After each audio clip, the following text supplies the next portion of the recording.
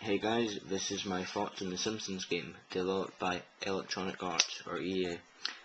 The game's pretty cool. Basically the plot of it's fairly basic, but it starts off one day when Bart's in a comic book store and he goes to buy a R-rated comic book called Grand Theft Scratchy, which is obviously a parody of the Grand Theft Auto series. His mother Marge obviously doesn't want him reading this.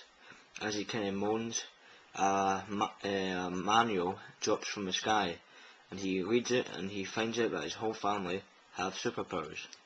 He, for one, is obviously, as he's referenced before, the Bartman, so he can fly and stuff. His mother Marge is, like in some episodes, very persuasive, and she has, a microphone, and she's kind of used for gathering mobs.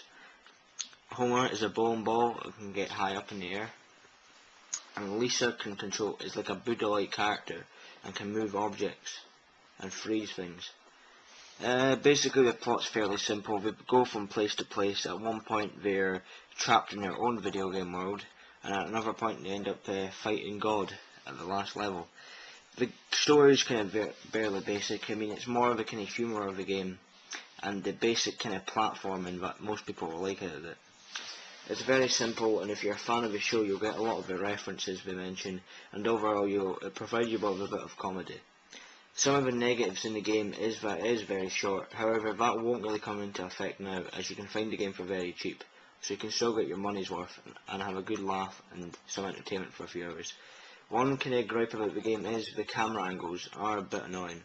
It can leave you to be stuck at the same part for a little bit of time, as it just doesn't, you just don't know where to go because of the camera angles. So that's probably the negative.